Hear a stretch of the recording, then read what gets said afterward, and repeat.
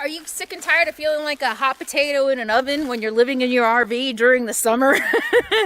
Are you really tired of just sitting there and sweating and not knowing what to do? Or are you afraid to go boondocking because you feel like you have to have your air conditioning in the hot summer months? Well, today I'm going to share with you 4 tips on how to stay cooler in your RV without electricity, without running your air conditioner. I have found some really simple, super easy, inexpensive ways to stay cooler in my RV, even in the hot summer months, and I'm going to share all of those secrets with you today. You're going to see stuff you've probably never seen before, so stay tuned. Ain't nobody gonna do it for you. You got to find your own.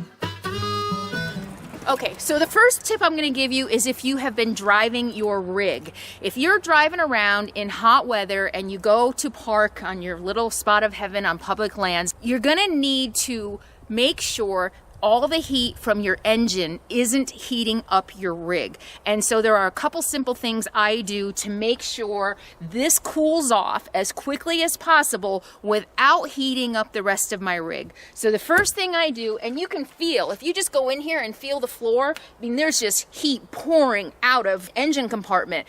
And if we don't block this off, if we don't do something to cool this off, it's like an oven. Literally, it's like an oven in here, and it's just going to emanate and it's going to continue to heat up my rig. So the first thing I do, and you know, luckily in the Pacific Northwest we don't have to worry too much about bugs and mosquitoes, so I'm able to do this. If you live somewhere where bugs are really bad, you might want to get some netting, or just roll down your windows and put nets over your windows. I like to open the doors because, well, heat rises actually, so I guess opening the doors, you know, all the heat is going to rise and hopefully go out the windows. But I like to open the door to open both doors, so hopefully there's even a cross breeze to really just blow all that hot air out as much as possible. So I'm going to open both doors. That's the first thing I'm going to do. And the next thing I'm going to do, okay, I want to get that hot front cab blocked off as soon as possible after I park so that the engine heat isn't heating the rest of my RV.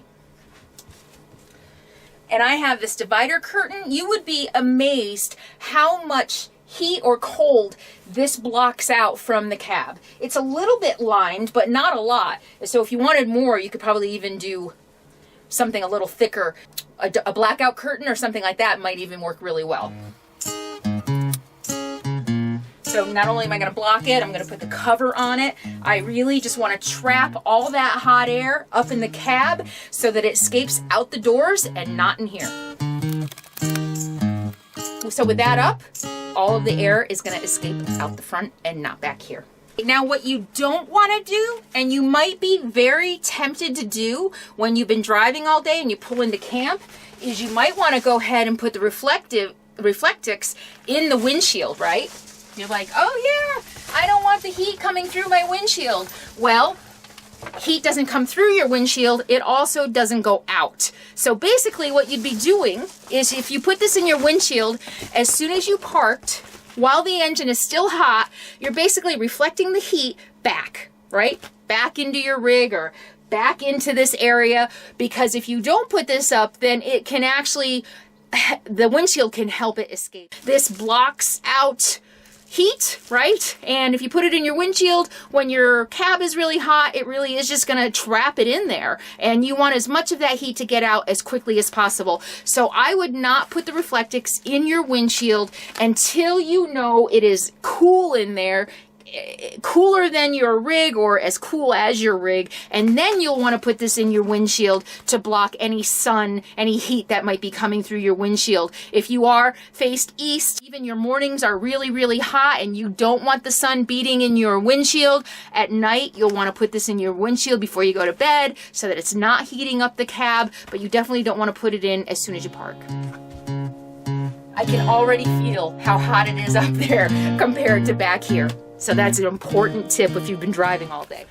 Once I have blocked it off, so I'm just going to open the doors and then I'm going to go inside and I'm going to block it off. And once I have done that, then I'm going to, because that's my main concern for right now. I just want to get that done as soon as possible. Block off the heat from the cab so it's not going into the back. So I'm going to do that first. And then I'm going to come back out And I'm gonna pop my hood.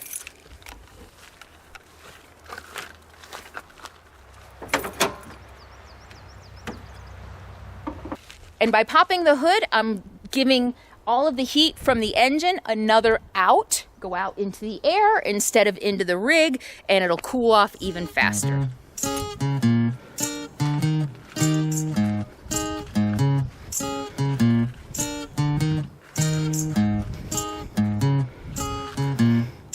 Tip number 2 for not baking like a sweet potato in your oven in the summer, living in an RV, is how you position your rig.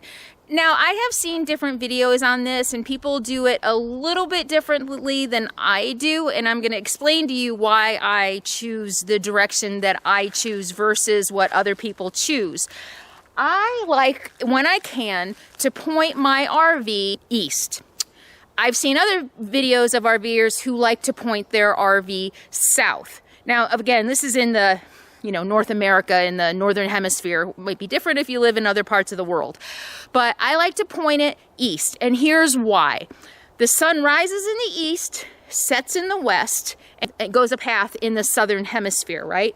So with my nose pointed east, my cab, the front part of the RV, which is a huge windshield, a lot of heat comes in there. That cab with the giant windshield is getting morning sun, which means, especially when the nights are cooler, I can open that up in the morning and it can heat up my rig because that morning sun has heat up the cab. I can open it up and I can heat up my rig. If you're not lucky enough to have cooler nights where you need to have that cooled off, you can just block that off with Reflectix so that the morning sun isn't beating in there too much. Since the morning sun is not as potent, it's not as powerful, it's not as hot as the afternoon sun, I choose to keep that, which I really think is probably going to be the part of my rig that's going to heat up the most. I like to keep that pointed east so that it's getting the least amount of heat from the sun. And sets in the west, then I'm only having the sun on my back, on the back of my rig, the back window. And I can block off the back window, I can put Reflectix in it, but that's just a little square window. So if I pointed my nose west, I'd be getting the brunt of the hottest afternoon sun on what I think might be one of the biggest places in the cab that's going to attract and trap heat. I have really just a white wall with a little bit of window, and it's the smallest area of my rig facing that western setting sun. And so for me, that makes the most sense. And then as far as the southern trajectory of the sun, that's what my awning does. So the thing about keeping your RV cool, one thing to remember is as the sun is beating on your RV, it's heating everything up inside. It's heating up your walls, it's heating up your cushions, it's heating up your mattress, it's heating up your ceiling, your floor, it's heating everything up in there, and it literally is like an oven. So even after the sun sets, all of those things in your RV that have absorbed that heat are going to start radiating that heat, and it's going to keep it hot inside. So my goal is to keep as much of my rig in the shade as possible. And that's why I like to face my rig east instead of south, because when I face it east, I can put my awning out, and for most of the day, I can have a big, huge chunk of my wall on the southern side in the shade. And then look at this.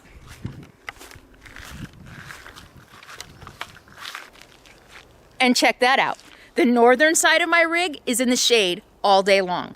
That's why I like to park my rig to the east instead of the south. If you park your rig with your nose pointing toward the south, on both the morning and the afternoon, the biggest part of your RV, the broadest area of your RV, is going to get blasted with sun. And you can't feel this, but it's nice and cool compared to that. I mean, there's a huge temperature difference there.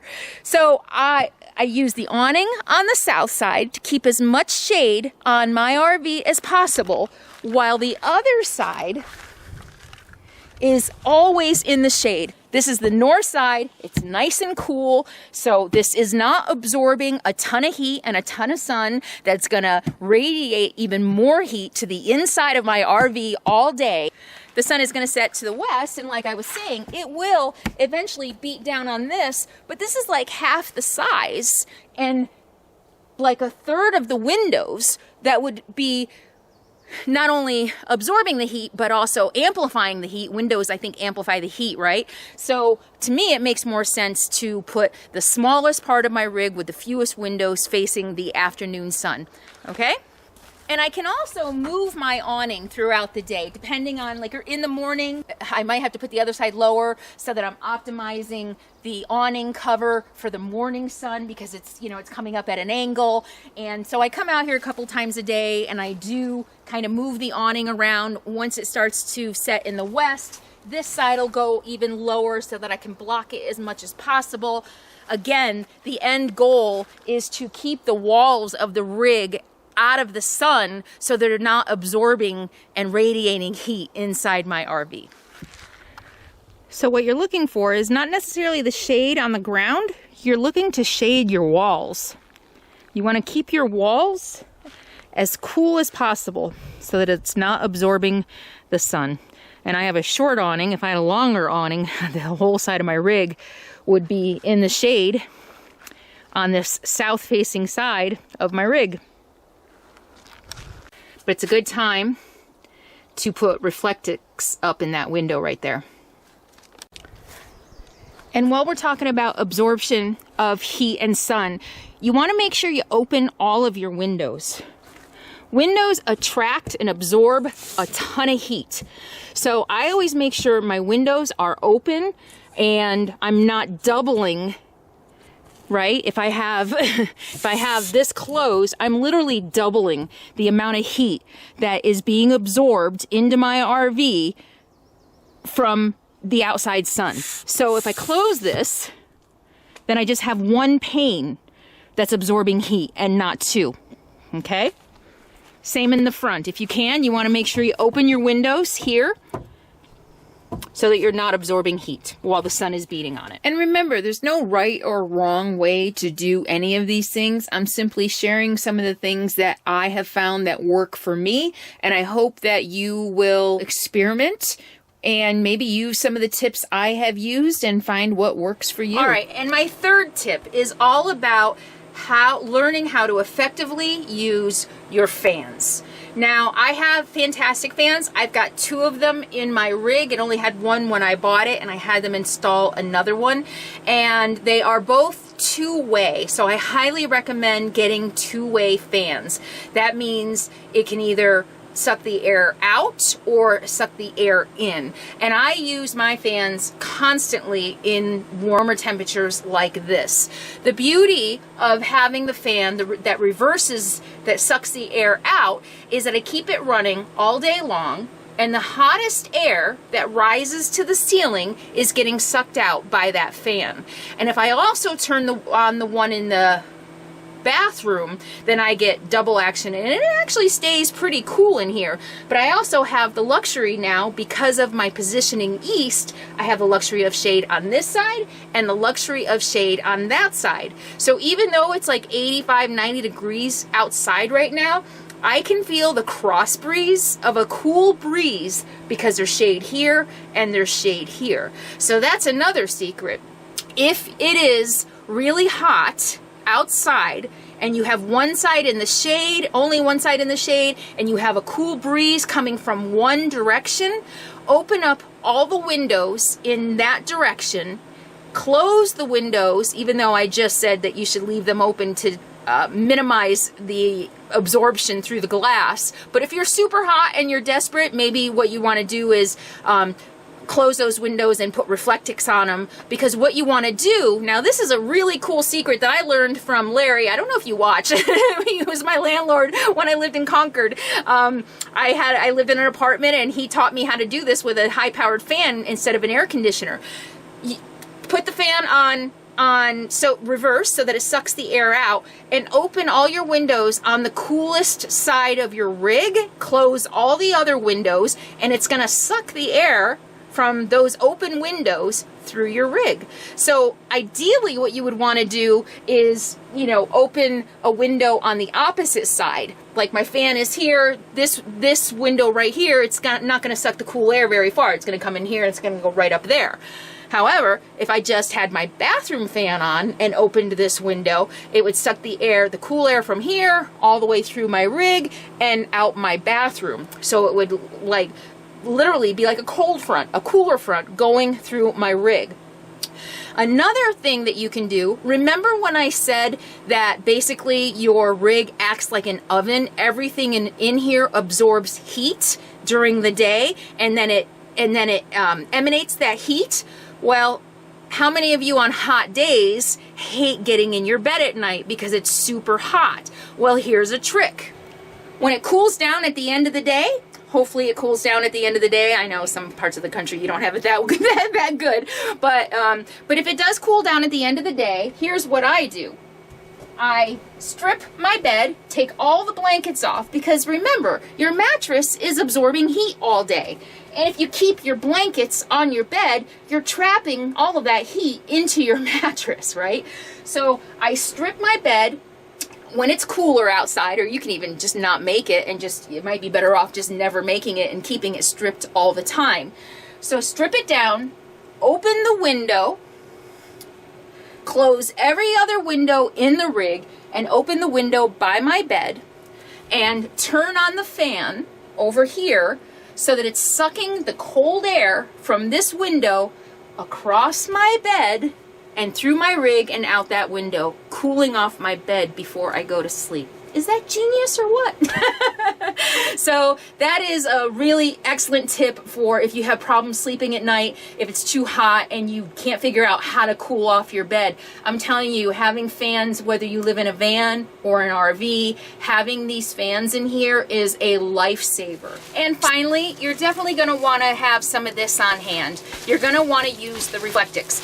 If no matter what direction your rig is facing, if it gets too hot and you've got sun blazing in one of your windows, you're definitely going to want to cover it up with this. So this is going to be a great example. I have been positioned, you can't always position your rig the way you want. Sometimes you just don't have the room, and sometimes for me, if it's completely off level, I might go with being level versus pointing my nose in the sun or pointing my nose to the east. But there have been times when I'm sitting here working and the afternoon sun is setting over here and it is just blazing.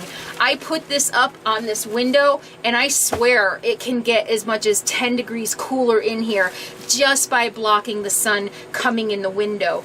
So remember when I said that if you have a cool breeze coming through one of your windows, or on the north side you've got shade, which is always going to be cooler than bringing in air from a non-shaded spot, right? Shade is always cooler, the air is going to be cooler. So if you are trying to cool off your rig by sucking in the cooler air and shutting all the windows so that you're only sucking in air from that window, but you've got high sun on this side and you don't want to heat up the windows, you're going to want to cover it with Reflectix. Does that make sense? Do you understand what I'm saying? I think you do. You're pretty smart. So you don't have to be a baked potato. You don't have to die in your RV during the summer, and you don't have to settle for going to RV parks and campgrounds and plugging in for electricity to run your air conditioner. Okay, and actually I should probably explain that. I could run my air conditioner on my onboard generator if my onboard generator worked. It doesn't work. I have my Energizer outboard generator, which isn't powerful enough to run my air conditioner. And I would rather not run air conditioning anyway. If it gets that bad, I'd rather move and go someplace else where it's cooler. Everything that I have showed you in this video are the things that I do. Even on 90, maybe 95 degree days, I'm able to stay cool enough in my rig without feeling like a baked potato and dying of heat exhaustion. I hope you found all those tips helpful. Let me know what your tips are. If you've got tips for staying cool in your RV, or what you've tried and what works for you, or if you try some of these tips that I have just recommended and they've changed your summer RV life, let me know in the comments below. Thanks so much for hanging out with me today. I hope you learned something. I'll see you next time. In the meantime, be happy, be free, and be kind. Mwah. I'll see you soon.